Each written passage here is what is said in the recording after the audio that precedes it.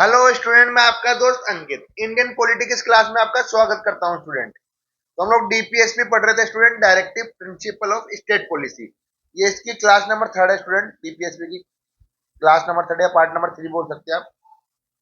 तो last classes में हमने डिटेल में स्टूडेंट पढ़ लिया था, इनके मीनिंग क्या, ओरिजिन, नेचर वगैरह सब पढ़ चुके हैं। सोशल इकोनॉमिक राइट्स क्या होते हैं, डीपीएसपी बाइंडिंग है नहीं है। फिर हमने आर्टिकल 36 और 37 भी डिटेल में पढ़ लिया स्टूडेंट। आज से शुरू करते हैं स्टूडेंट आर्टिकल 38 डिटेल के अंदर। आर्टिकल 38 पढ़ाऊंगा स्टूडेंट मैं आपको। तो देखिए स्टूडेंट, आर्टिकल 38 छोटी सी क्लास होगी स्टूडेंट, ज्यादा बड़ी नहीं होगी।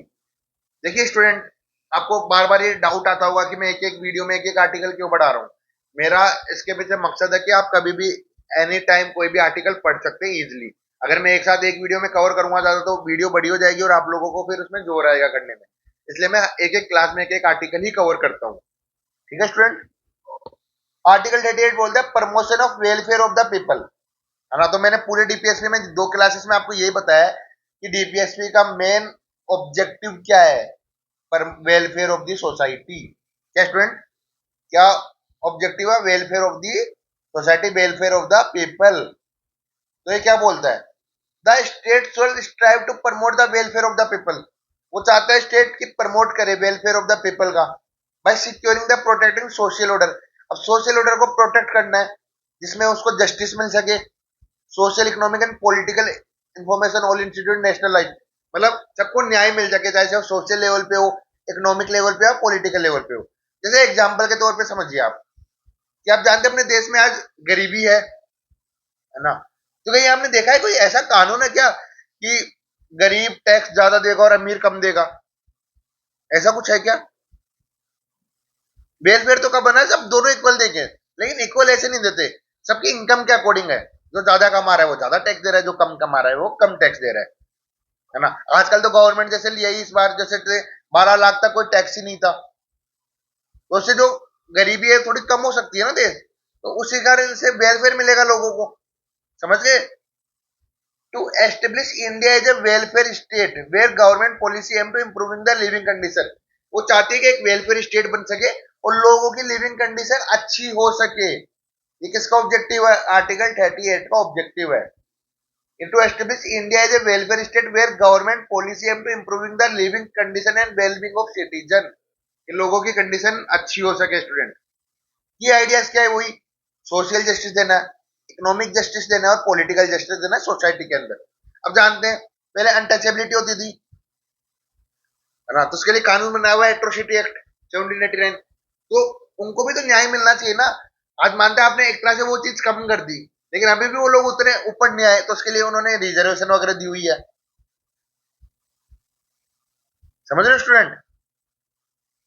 Guide the state to reduce inequality. अब समझ रहे इनइक्वलिटी, मैंने बोला गरीब और अमीर के बीच में जो इनइक्वलिटीज को खत्म करना है और एक अच्छा सोशल ऑर्डर क्रिएट करना है। तो ये कौन करेगा? स्टेट करेगा। स्टेट किसके थ्रू करेगा? कानून बना के। कानून किस डायरेक्शन में देख के बनाए जाएंगे? डीपीएसपी के अकॉर्डिंग कानून बनेगा। समझ में student? Foundation of the welfare oriented, वही एट द एंड अपना मेन ऑब्जेक्टिव क्या है, एम क्या है? Welfare of the society. क्या student? Welfare of the society. आखिर में गेम तो यही है ना, कि थिंकिंग तो यही है कि हमें यही करना है। समझ में आया स्टूडेंट? चलो आगे। तो आर्टिकल 38 में दिया है promotion of welfare of the people और द सोसाइटी। अब आर्टिकल 38 देखिए स्टूडेंट।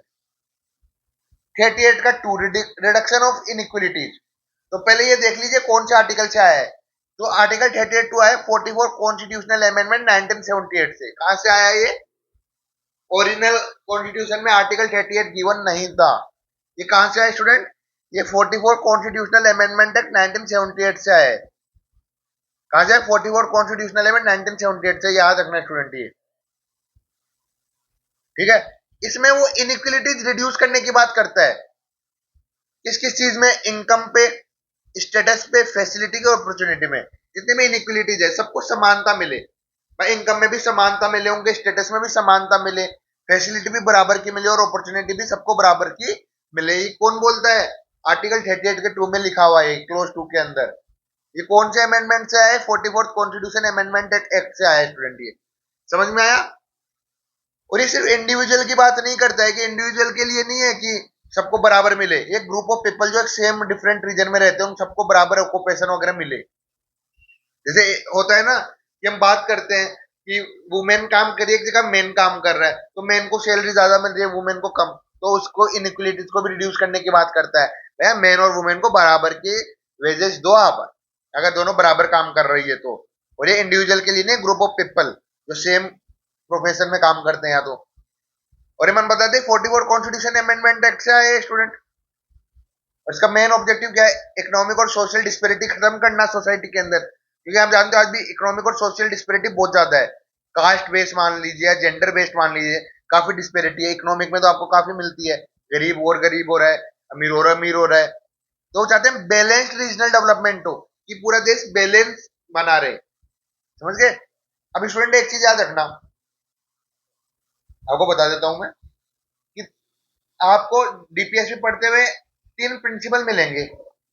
एक तो सोशलिस्ट प्रिंसिपल है स्टूडेंट, दूसरा मिलेगा आपको गांधीयन प्रिंसिपल, गांधीयन प्रिंसिपल,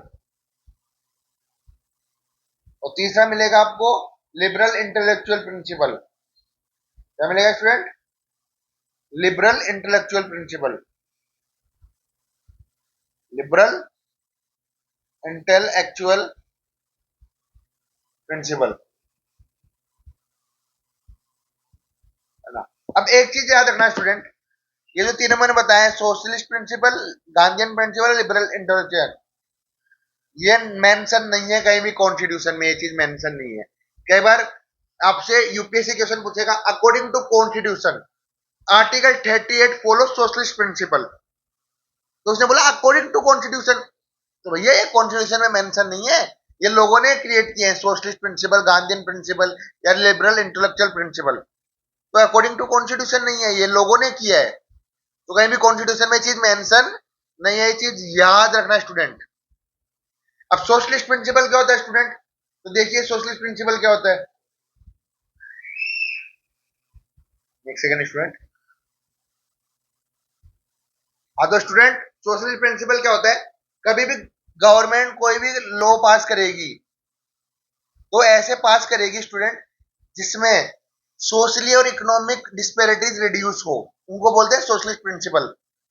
जहां पे बोलते हैं ना इकोनॉमिक और सोशल डिस्पेरिटी कम करना चाहती है गवर्नमेंट, तो उसके अंदर वेलफेयर की बात की जाती है। किसकी बात की जाती है? वेलफेयर, किसको बोला जाता है? Socialist principle. तो आर्टिकल 38 में कौन सा फॉलो होता है स्टूडेंट? सोशलिस्ट प्रिंसिपल फॉलो होता है, सोशलिस्ट प्रिंसिपल, है ना। गांधीयन प्रिंसिपल लिबरल, जहां पे जिस जिस सॉरी स्टूडेंट जिस आर्टिकल में यूज होंगे वो बता दूंगा कि गांधीयन प्रिंसिपल। अब गांधीयन से तो समझते हो आप गांधी के विचार, तो गांधी के विचार तो आप इजिली समझ जाएंगे,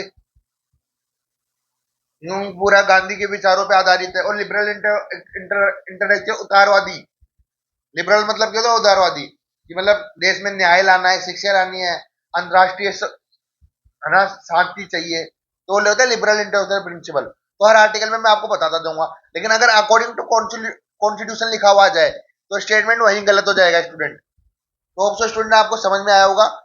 नेक्स्ट क्लास में आर्टिकल 39 करूंगा स्टूडेंट मैं आपको डिटेल के अंदर। जब तक के लिए लाइक कमेंट शेयर करते रहिए, सब्सक्राइब करना मत भूलिए। कोई भी डाउट आता है तो कमेंट में पूछिए या टेलीग्राम पे पूछ सकते हैं, टेलीग्राम का लिंक आपको डिस्क्रिप्शन में मिल जाएगा। Thank you student.